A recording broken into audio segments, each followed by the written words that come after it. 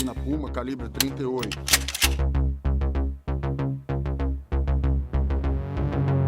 Essa é uma Glock, calibre 40. Esse era o fascínio. A arma era um instrumento dos mocinhos. É uma arma excelente. E essa é uma Taurus, calibre 40 também. É uma calibre 12 tática que é utilizada tanto com munição letal como com munição não letal. Eu entrei na polícia em 94 para 95 e eu lembro a primeira vez que vi um fuzil. Essa daqui você precisa fazer esse movimento, que é o movimento pump, de bombar.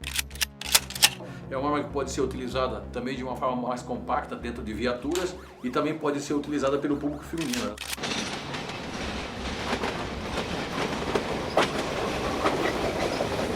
Ele só era alegre, o negócio dele só era jogar futebol, o sonho dele era jogar bola. A mentalidade institucional com relação à arma de fogo, ela é amadorística. Nunca tive uma queixa dele.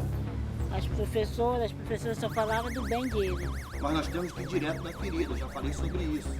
Nós temos que colocar a prefeitura na justiça. Na justiça. A munição calibre 38 é, sem dúvida nenhuma, mais difundida.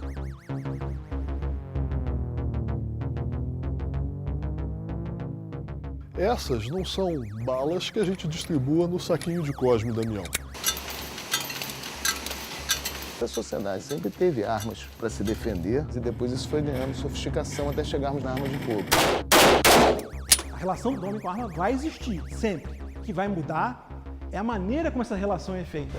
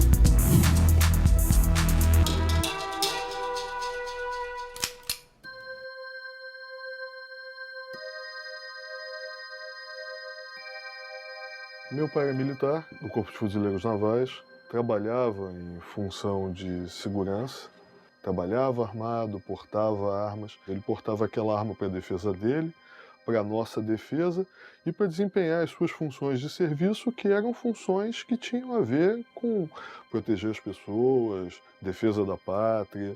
Então isso para mim sempre foi uma coisa eminentemente normal. Quando eu pensava em meu pai, meu tio, eu pensava sempre nos mocinhos. E esse era o fascínio. A arma era um instrumento dos mocinhos. Era um instrumento de salvaguarda das pessoas boas contra o mal.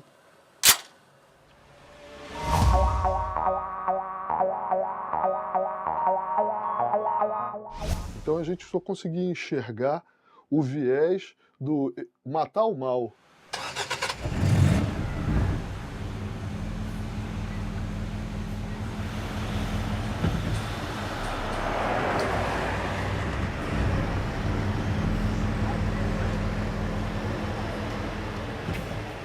Eu sou policial há quase 17 anos e eu não saio de casa desarmado, porque eu tenho um compromisso com a sociedade.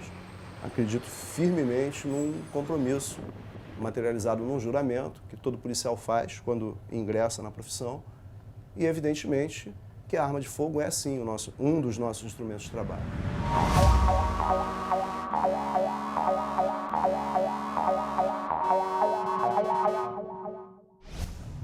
A gente tem, sim, no Rio de Janeiro, uma corrida armamentista. Isso é evidente. Porque a polícia também pecou. O marginal, ele viu o policial como alguém que ia prendê-lo ou alguém que ia extorquí-lo. Por uma série de fatores, a polícia muda a sua relação com a criminalidade do tráfico de drogas. Ela começa a partir para o confronto puro e simples. A imprensa, ela mitificava isso porque a sociedade queria isso, a sociedade estava apavorada e ela queria simplesmente o extermínio sistemático da criminalidade. A marginalidade, ela se torna mais violenta à medida que ela não vê na ação policial a expectativa da prisão, mas sim a da morte, do extermínio puro e simples.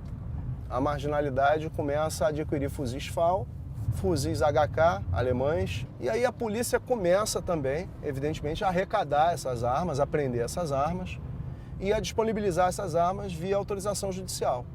E aí a marginalidade passa para um outro patamar. Ela começa a adquirir as granadas. Aí a polícia passa a utilizar os carros blindados. Aí a marginalidade, isso é fato público e notório, adquire minas terrestres. Eles já passam a confrontar, a tentar impedir a entrada da polícia a qualquer custo. Num quarto momento, essa marginalidade vem para o asfalto.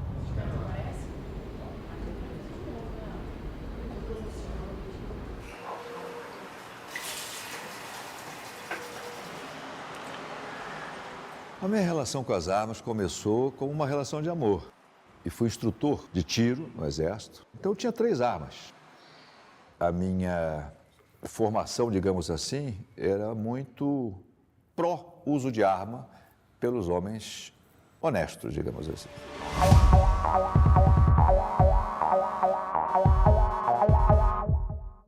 Eu era, na época, diretor do Departamento de Sociologia da PUC, do Rio de Janeiro. Criei um grupo de pesquisa com alunos para analisar o porquê que o Rio de Janeiro estava ficando cada vez mais violento.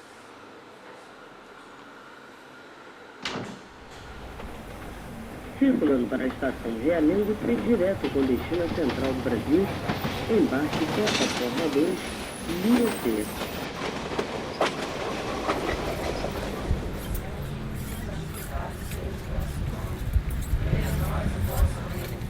Seja feita a vossa vontade, assim na terra como no céu. O pão nosso de cada dia nos dai hoje. Perdoai as nossas ofensas. Infelizmente só comecei a conhecer essas mães e depois aconteceu tudo isso que eu comecei a conhecer, porque eu ia para a escola no dia de assinar o boletim do meu filho. As mães estavam tudo ali, mas só que a gente não tinha assim muito amizade, que ninguém conhecia, né? É preciso ter força para estar certo, mas é preciso coragem para admitir a dúvida ou o erro. É preciso ter força para sentir a dor de um amigo, mas é preciso coragem para sentir as próprias dores. Tudo começou com a Mara, né? A Mara, ela foi no colégio, pega o telefone de todas as mães e começa a fazer contato. Na primeira semana, logo assim, 2 dias depois, começamos a nos reunir quase todos os dias. E a gente foi percebendo que uma estava servindo de moletinha para outra. É preciso ter força para fazer tudo sozinho, mas é preciso coragem para pedir ajuda.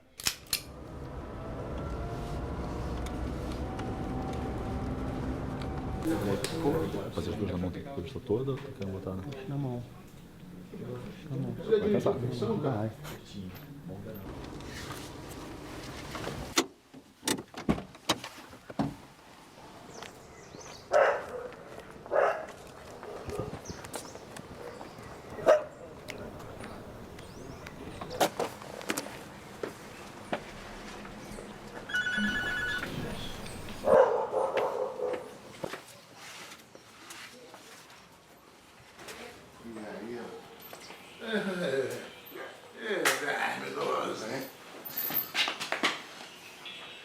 Tá armado aí? Eu só não tô porque tu me pede. Você já tinha esse medo de arma antes dos tiros ou foi depois? Cara, eu não tinha proporção do que é. Primeiro que o estalo, o barulho já me deu um medo.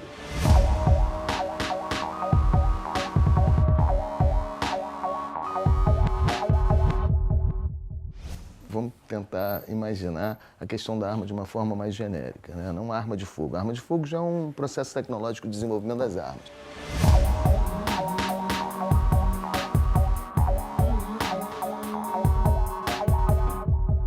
Mas a sociedade humana, a forma humana, sempre teve armas para se defender, né, de ataques de outros grupos.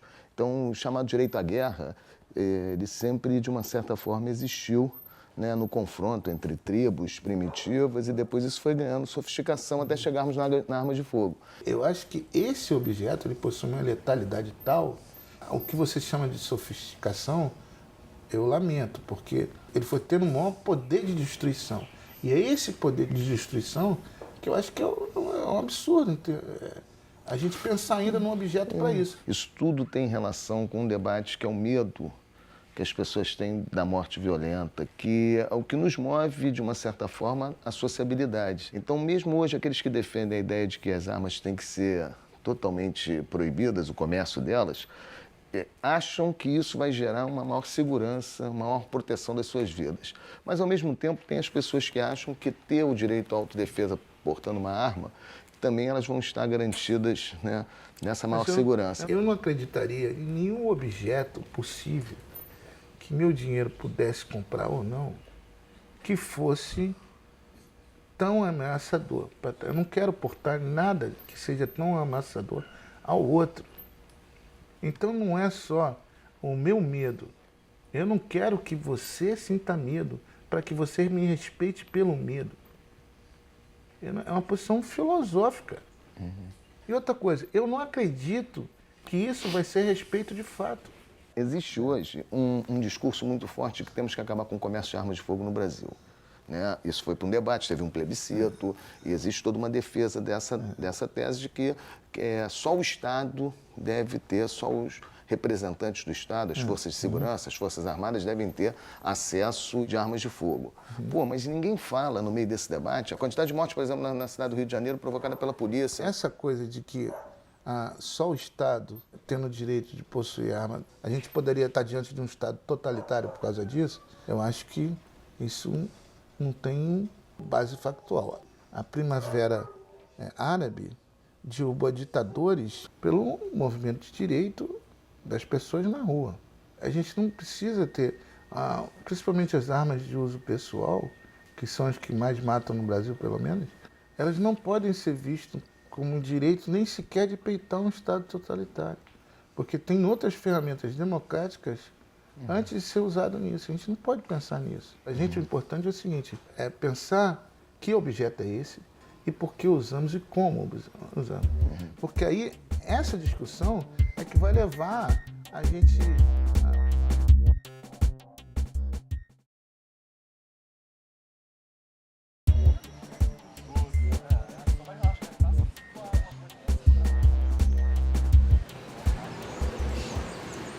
Mas nós começamos a nos dar conta de alguns aspectos que hoje são comuns, mas na época não era.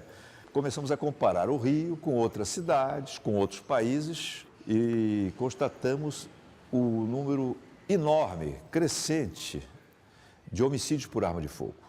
Porque o conhecimento vem de comparação. E por comparação nós começamos a estudar o tema violência urbana, que é um tema muito contemporâneo. Não tem mais do que 20 anos ou menos. E havia muito pouca coisa feita, muito pouca teorização, poucas pesquisas, porque era um tema novo. Começamos a ver que a proliferação de armas estava no centro do problema. Você não tem que levantar provas. Isso aí eu vou... Da Polícia Civil não recebendo armas no Rio. Da Polícia Federal do Rio não marretando. Isso. E não... Contabilizando a munição. Contabilizando a munição. Já não paga munição. Ainda não contabiliza. Aí começa o nosso trabalho de entender o universo das armas de fogo e as consequências, né? Desde 1980 para cá, segundo o Ministério da Saúde, foram mais de 1 milhão de homicídios no Brasil, né? Desses 1 milhão de homicídios, cerca de 630 mil foram por arma de fogo. Com a verdadeira falência do sistema de segurança pública na década de 90, a sociedade correu nessa via, cada um por si, Deus por todos, então cada um tentando se proteger com segurança privada e arma de fogo. O que aconteceu? A gente percebeu o policial que é o policial que estava na Polícia Civil, na Polícia Militar, ele também trabalhando na outra ponta do balcão, trabalhando na segurança privada. Então esse jogo era um jogo perverso, porque quanto pior a segurança pública, maiores os lucros privados. E quem é que estava dos dois lados do balcão? Aquele mesmo policial que deveria ser o ator para fazer fomentar as melhores condições de segurança pública no Brasil.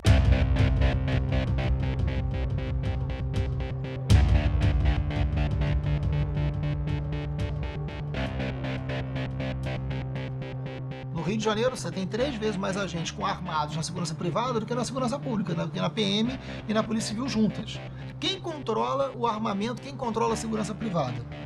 Teoricamente, a Polícia Federal. Mas a Polícia Federal só controla as empresas de segurança legais. E as clandestinas?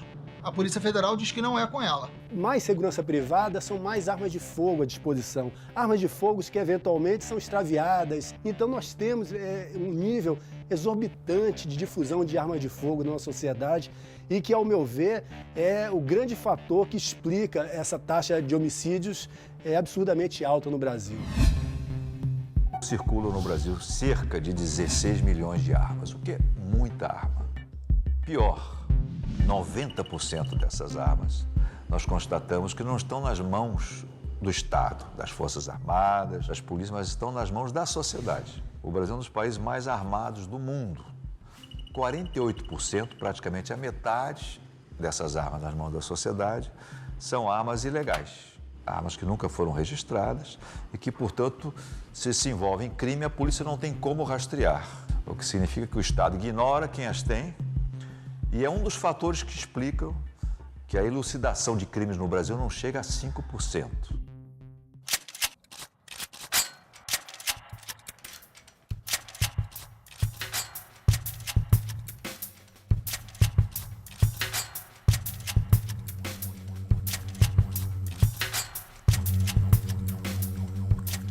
A DeFi tem hoje aproximadamente 150 mil armas apreendidas, aguardando decisão aí para a gente destruir.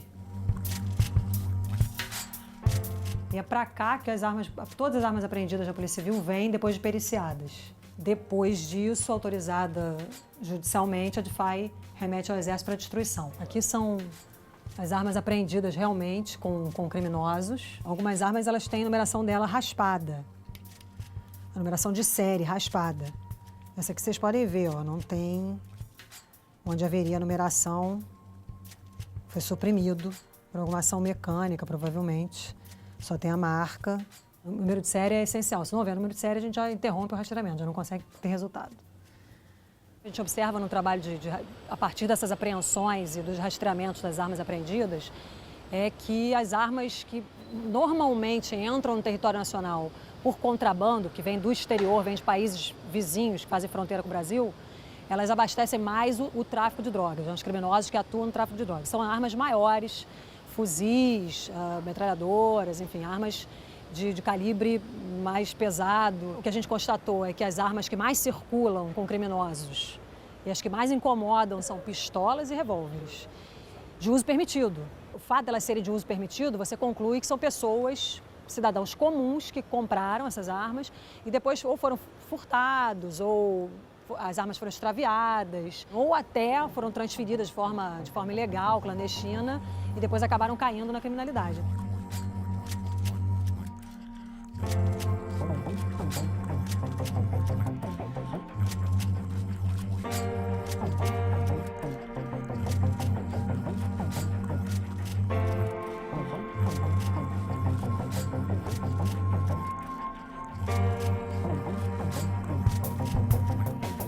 Essas armas pequenas é que são usadas com mais frequência para roubos, até homicídios. Elas causam, acho que, um mal maior.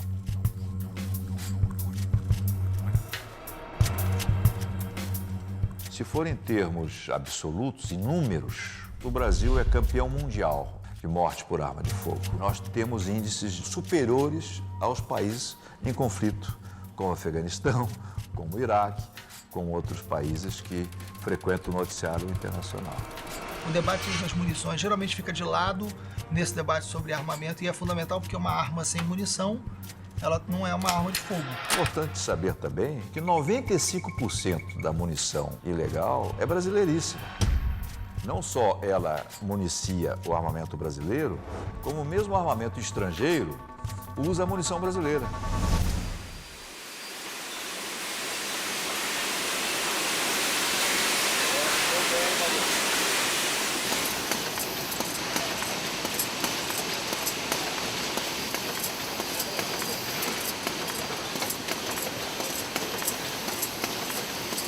Nós temos o calibre 380, que é para uma pistola de uso civil.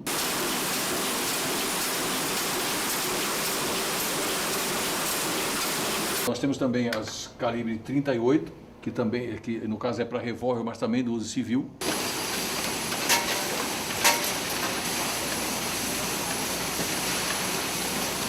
Depois nós temos as munições de segurança pública, que são as munições, por exemplo, 9mm, a munição comum utilizada pela Polícia Federal.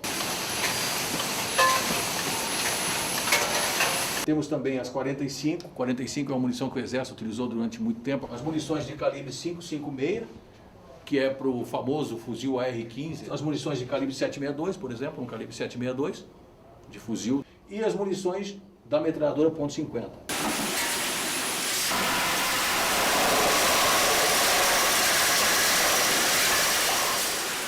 Apesar de sermos uma empresa privada, nós somos responsáveis por todas as munições utilizadas pelas nossas Forças Armadas e pela segurança pública no Brasil. Nós somos responsáveis por um faturamento de mais de R$1 bilhão, juntando a indústria de armas e munições brasileira. Recolhemos algo em torno de 150 milhões em impostos, exportamos 300 milhões de dólares, mais ou menos. Agora, eu acho que mais do que a importância econômica, o segmento de armas e munições representa a segurança pública do cidadão brasileiro. Então, a indústria ela tem uma relevância muito grande para o nosso país nesse sentido. Nós entendemos que, mais do que uma fábrica de arma, uma fábrica de munição, nós somos responsáveis e entendemos que somos responsáveis por toda essa garantia da nossa individualidade e principalmente da nossa liberdade.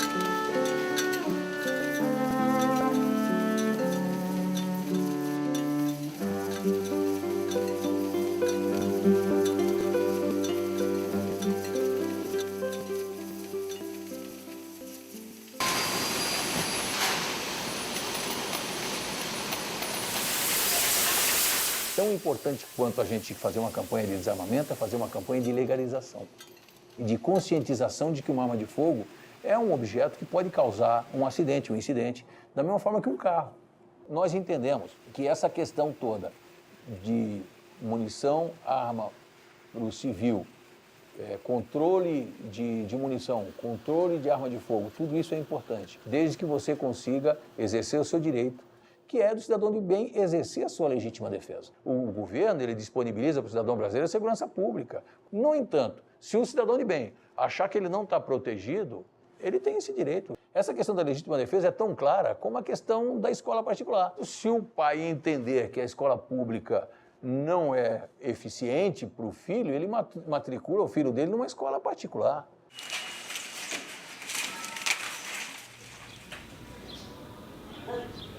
O Igor sempre foi um aluno muito bom na escola, as professoras só falavam do bem dele. E o negócio dele só era jogar futebol, o sonho dele era jogar bola só. Aonde teve esse bola, pra ele estava tudo bem. Eu estava em casa, aí ele fez o café dele, fez o café do Dudu e sentou todos os dois na mesa. Aí ele falou assim pra mim, mãe, tchau. Aí eu falei, tchau, meu filho, toma cuidado do carro. Eu sempre tinha preocupação de mais do carro.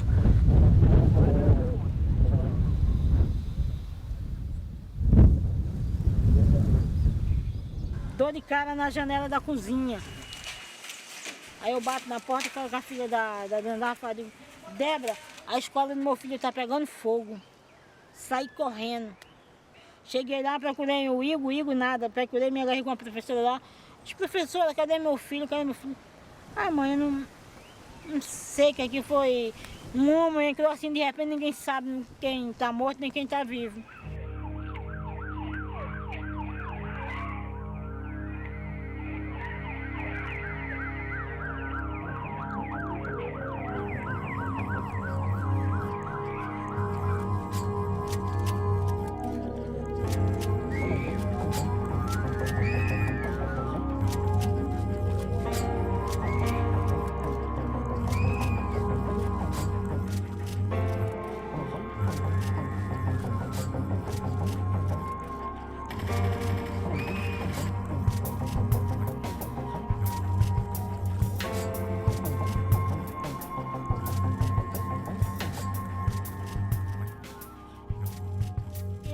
Ligava o celular dele, não respondia. Estava dentro da mochila dele. Ainda cheguei a ir pro hospital. Ele só estava esperando eu chegar lá só para dar partida, entendeu? Estava esperando escutar só a minha voz.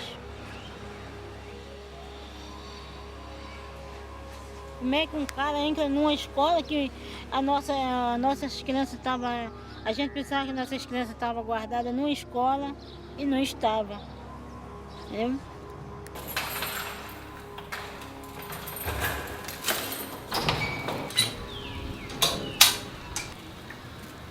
Você nunca imagina que vai mandar um filho para o colégio e que em troca você vai buscar um corpo de um filho. O mais triste é saber que a minha filha morreu por uma falta de responsabilidade de alguém que passa a arma para o outro, mas a pessoa não está nem aí. O importante é botar um dinheiro no bolso e vamos fazer o tráfico de arma, vai passando um a um e assim vai se indo famílias, vidas. Vai nossas crianças indo embora. Eu sinto muita saudade das crianças que partiram, né? Eu não acredito que aquelas crianças partiram. Só penso que eles estão vivos, né?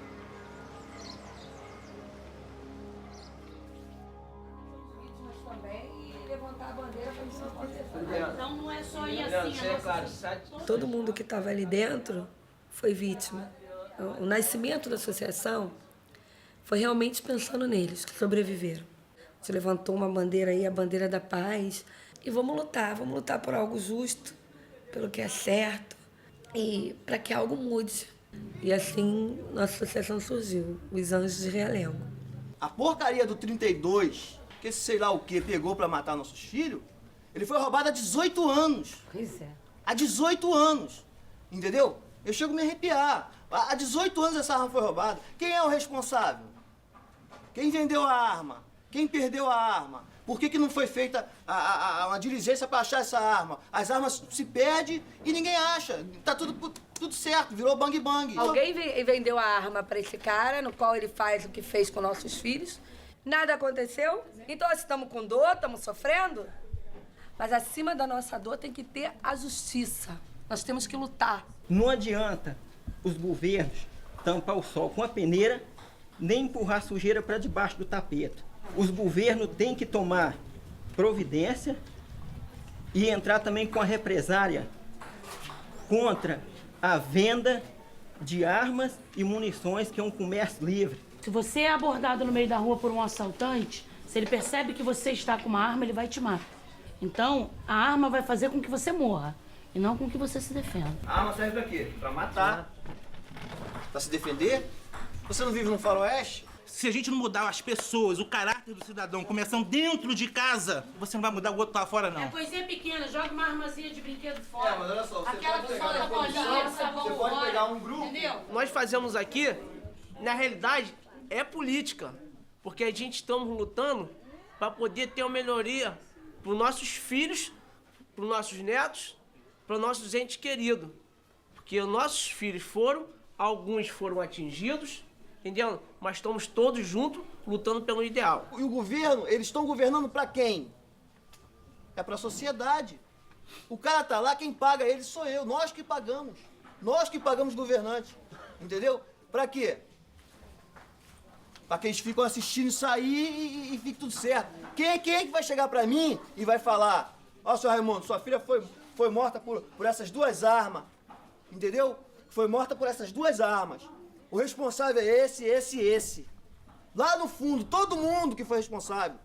Todo mundo, os políticos que não fizeram nada, entendeu? Os polícias que não prenderam os caras, que não tiraram as armas de circulação. Quem é que vai falar pra mim quem é o responsável por isso? Hoje é muito difícil para uma pessoa adquirir uma arma. Se você tentar, você não vai conseguir. E muitas pessoas que tentarem não vão conseguir porque não vou conseguir? Muito difícil.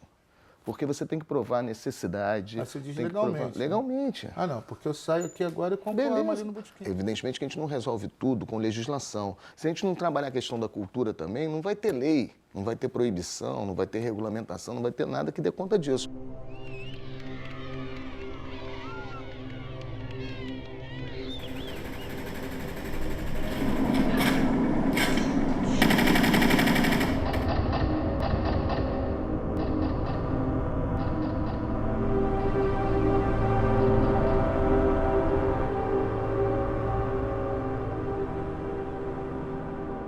Porque talvez ela como objeto, ela é o objeto máximo do poder. Ela é um objeto maior do que o dinheiro. O que fazemos com o poder? O que pra gente é exercício de poder? Que palavra tão mágica é essa que está dentro das piores conclusões humanas? E esse objeto representa o mau uso que nós fazemos do poder que temos. Quando era delegado aqui na Tijuca, eu cansei de ver grupos que iam para a pista roubar carro com fuzil, com armamento pesado, armamento de guerra. Roubavam um carro, uma picape, iam para o baile funk, era até no Salgueiro na época, ficavam no baile com o carro, desciam com o carro e largavam o carro na pista. Ou seja, eles não queriam nem o valor econômico do veículo. Não. O que eles queriam era o valor simbólico. Então, esse poder que a gente está falando das armas é o poder que dá acesso a determinados valores. E esses valores é que têm que ser questionados. Agora, a pergunta que eu acho que é a mais importante é possível se mudar valores sem se mudar um sistema econômico, político, social? Essa sociedade capitalista, da forma que ela está, é uma sociedade violenta por si. Não adianta vir com um discurso pacifista, não adianta vir com um discurso... Porque uma sociedade apartadora, que ela é violenta no sentido social, e você sabe disso melhor do que qualquer um de nós, porque você já expressou isso diversas vezes na sua arte. Como que nós vamos querer paz nessa sociedade? Então vamos ter que mudar esse negócio. Se não mudar, não vai ter discurso de vamos ficar de branco na praia de Ipanema, vamos abraçar a lagoa, vamos dar beijinho na igreja. Mas é isso que tá. Mas quando você...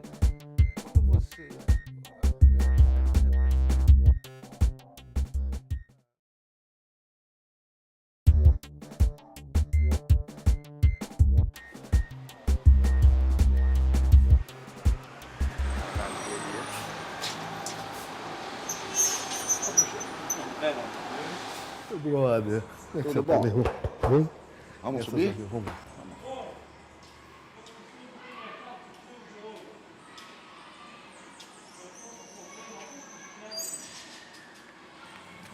Foi nesse stand aqui que eu comecei a dar aula de tiro em 93. E logo em seguida me ofereceram uma vaga aqui para ser instrutor de técnicas de segurança e para ser instrutor de técnica de tiro. A gente teve a oportunidade aqui de formar muitos agentes de segurança e profissionais de vigilância. Não sei, perdi a conta.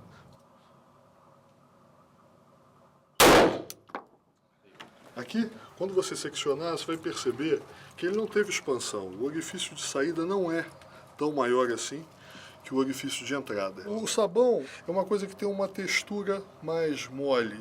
Então seria algo assim que fosse o mais próximo possível, dentro daquilo que a gente poderia utilizar aqui, do tecido, de um tecido humano. Agora nós vamos fazer isso com uma munição que expande particularmente. Percebe o seguinte, olha o efeito que ela ocasionou nas barras de sabão. Muito mais choque cinético, muito mais transferência de energia dessa daqui do que daquela anterior, do que daquela primeira. Então, o que significa? Que se a gente tivesse conseguido colocar esse tiro num ponto vital, a possibilidade de incapacitar o alvo, a possibilidade de bater o elemento contra o qual nós estivéssemos disparando seria muito maior. Tá?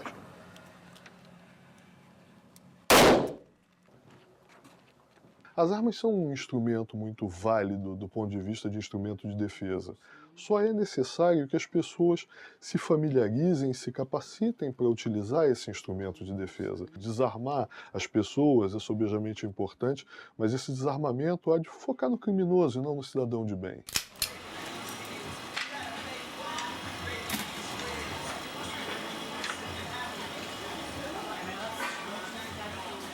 O assalto ocorreu domingo, naquele horário morto, depois do jogo, 8 horas da noite, quando os jogos eram 4 horas da tarde. Tinham 2 casais almoçando, né? Um estava comendo uma muqueca, o outro tinha chegado, um gringo. E entra um cara, um moreno, forte. Eu achava que ele ia direto ao banheiro. E ele fez como direto ao banheiro. Aí quando eu, parei com ele, encarei ele mostrou uma automática. Aí ele puxou a pistola e falou, deita aí, pô. Aí ele me jogou assim, me empurrou assim com a arma. Eu deitei. Aí ele veio pra cá, o outro veio, chegou pra cá, eles com a arma. Aí renderam, pegaram as carteiras e tal. Por que não ter uma arma? Já que eu conheço, sei manusear. Então a arma é pra isso, pô. Entendeu? Pra igualar a injustiça. Não é para o confronto direto. A arma é mais para defesa, pô. Ou para o cara sentir. Mesmo que talvez seja um mito isso, sabendo que eu tenho uma arma, lógico que eu me sinto mais homem. É lógico, pô. Eu não tenho dúvida nenhuma, pô. Que você tu sente mais seguro. O direito à posse de arma de fogo é um direito constitucional do cidadão brasileiro. Mas a própria legislação, o Ministério da Justiça hoje inviabilizam a posse de armas, restringem cada vez mais a capacidade, por exemplo, desse cidadão treinar.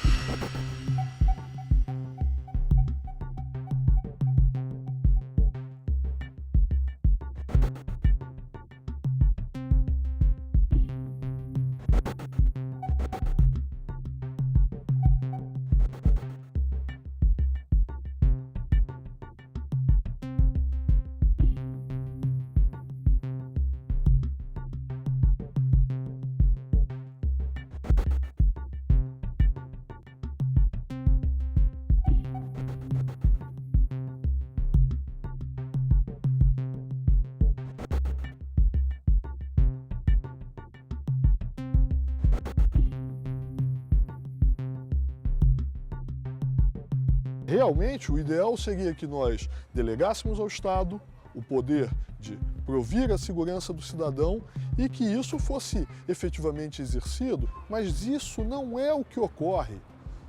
Eu não estou querendo difundir neurose, eu não estou querendo que as pessoas fiquem mais malucas. A minha ideia é tão somente dar às pessoas ferramentas para que elas possam se tornar alvos menos fáceis. Então, eu me vejo muito mais seguro com as minhas armas. Para a legítima defesa ser caracterizada, você tem que empregar uma força proporcional àquele ataque que o criminoso está fazendo contra você.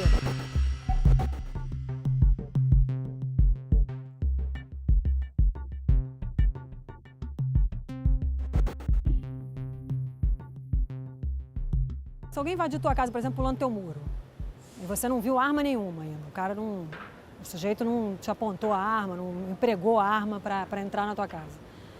Aí você pega a tua arma de fogo dentro da casa e atira nele, mas se você depois constatar que ele não estava nem armado, nem fez nenhum movimento na tua direção que te ameaçasse, isso não vai ser bem uma legítima defesa, isso vai ser muitas vezes caracterizado como excesso e aí a pessoa vai responder por homicídio mesmo.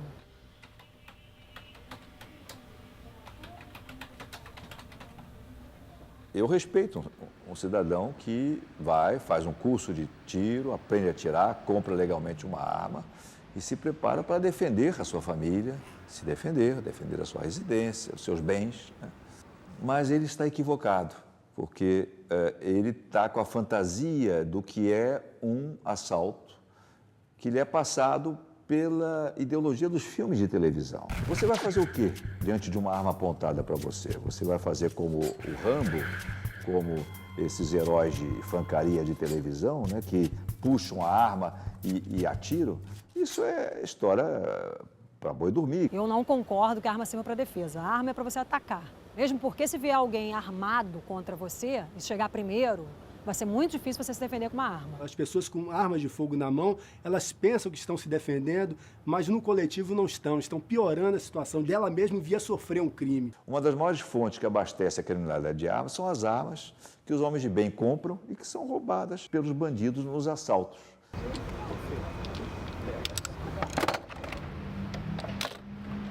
E a tragédia da segurança pública, a tragédia dos crimes no Brasil, começa exatamente pela ausência de dados. Qualquer política pública minimamente decente para ser feita, em primeiro lugar, você tem que ter um diagnóstico, tem que ter um termômetro para você avaliar o grau de profundidade do problema e avaliar quais são as possíveis medidas para você tentar mitigar esses problemas. E no Brasil, como é que isso é feito?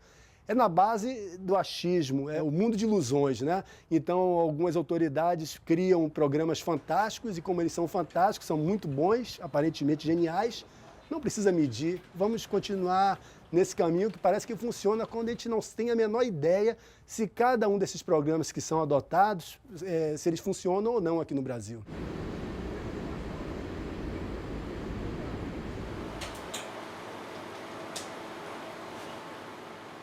Infelizmente, a gente tem aí nas polícias uma mentalidade que é muito nociva para a polícia, a instituição polícia, para os policiais e principalmente para a sociedade, que é a seguinte: existe uma guerra do bem contra o mal, eu, policial, sou um soldado do bem lutando contra o mal. Então, tudo se justifica porque é uma guerra. É uma guerra entre polícia e criminoso?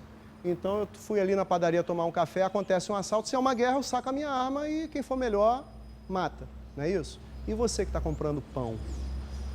Que guerra é essa? Hoje, metade dos policiais do Rio de Janeiro não tem condições técnicas e, quiçá, psicológicas de utilizar uma arma de fogo. Essa é a nossa realidade. Nós tivemos um chefe de executivo que disse: a minha polícia vai partir para cima.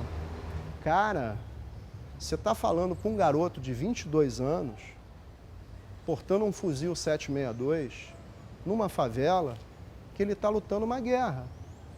Um garoto que acredita que é guerra do bem contra o mal. Qual é o resultado que você vai ter? Nas sociedades modernas, a violência é cada vez mais reduzida. E mesmo nas polícias modernas, cada vez se usa menos arma de fogo. A grande tendência é o uso de armas de baixa letalidade, porque a violência está muito ligada à intolerância. E não há nada mais incompatível com democracia do que intolerância. A democracia é a sociedade em que as opiniões, as diferenças são todas elas aceitas, né, até como um bem, né? Não queremos uma sociedade uniforme, pasteurizada, mas sim uma sociedade viva. Nós temos em curso aqui no Rio de Janeiro, no Brasil, um processo de genocídio, claramente colocado. Agora, a violência não é igual para todo mundo, não atinge todos os territórios e todas as pessoas, né? As violações de direitos humanos no Rio tem CEP, né? E tem CPF também, é sofisticado. Tem territórios onde essa violência é declarada e a gente está perdendo vidas. Se você olhar para a juventude, principalmente pobre, negra, moradora de periferia, de favela, de baixa escolaridade, o que está em curso é um processo de genocídio. É a eliminação de uma geração inteira, né? Isso é muito grave e essa eliminação tem uma relação direta com a arma de fogo.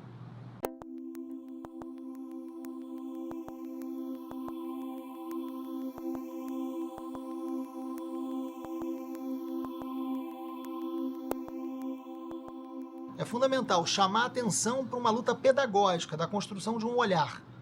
Isso é decisivo numa cultura de direitos humanos. O olhar, nesse sentido, significa muito mais do que simplesmente o olhar físico. né, significa esse acolhimento humano e social. Então, eu, menino, recebo essa arma de alguém e a aponto a uma pessoa na esquina. Eu que sou zero, né? Eu que não existo, eu invisível. A arma que está apontada carrega consigo uma mão estendida, que busca um contato. Esse é um grito de socorro, é um pedido, é um clamor que é lançado, não lá do alto da arrogância desse monstro criminoso, mas do fundo da impotência e do desespero. Esse jogo que está sendo jogado não está sendo compreendido. E aí a arma de fogo funciona como? Como esse sinal, essa moeda de acesso à visibilidade, de emergência do ser humano ou de sua negação. Nós estamos diante, então, mais do que de um fetiche, uma mercadoria qualquer, de uma linguagem que tem de ser compreendida com mais sutileza se nós queremos evitar a reprodução da espiral de violência. A educação violenta cria escravos, não cria homens livres. O uso da violência forma covardes, né, e homens violentos, incompatível com o modelo de democracia que já existe em vários países do mundo e que nós queremos construir no Brasil.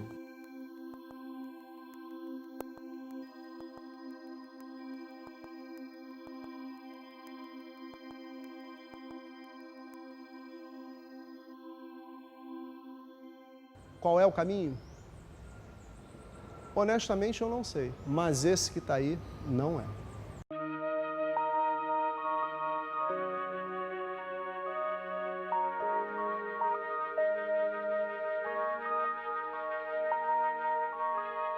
Questionar a arma de fogo tá no mesmo vento que sopra quando você questiona a corrupção ou quando você questiona o Wall Street.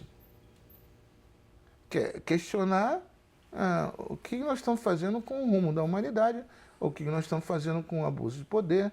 Quando você está numa guerra, aí realmente é que você perdeu todos os possíveis argumentos sociais. E aí, já que perdeu tudo, você vai querer ponderar a arma de fogo? Perdeu-se tudo mesmo.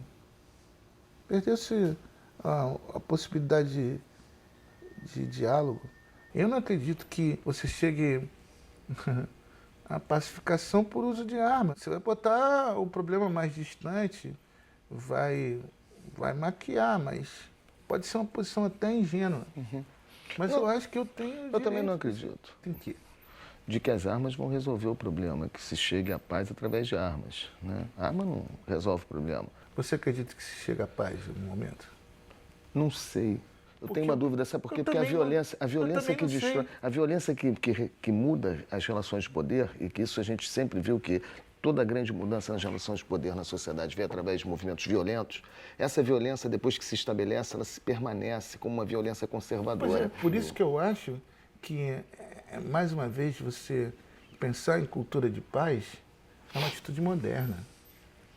Porque ele deixa esse conservadorismo em xeque-mate. Mas que paz? Paz sem voz? Não, o caminho. A paz como a liberdade, para mim, não é um lugar para chegar, é o caminho. São as escolhas que você faz até esse lugar. Não é um lugar... Eu não vou ganhar os louros da paz completa. Eu não acredito no nirvana, nesse mundo, pelo menos. Como eu não acredito na minha total liberdade. Estar em paz é você estar no caminho dela. É o que você faz para chegar a ela. Você sentir as suas escolhas para aquilo. Então eu não quero ter essa escolha dessa ferramenta, desse objeto. Eu não quero nem ponderar isso. Eu não quero ponderar que isso possa me garantir. Não quero. Mas como efetivar isso? Como efetivar, de repente, numa sociedade como a nossa? Já estamos aqui, agora isso é efetivo. O que nós estamos conversando aqui, a produção desse filme, você poder falar e ponderar sobre uma outra forma de conduzir as coisas, isso é paz de verdade. Isso se faz com acesso à informação, com educação e por exercício de dialética, de discussão. Porque, em vias de fato, hoje, as forças de repressão, que usam todos esses objetos chamados arma, são vistas como uma possibilidade de proteção. Eu acho que não.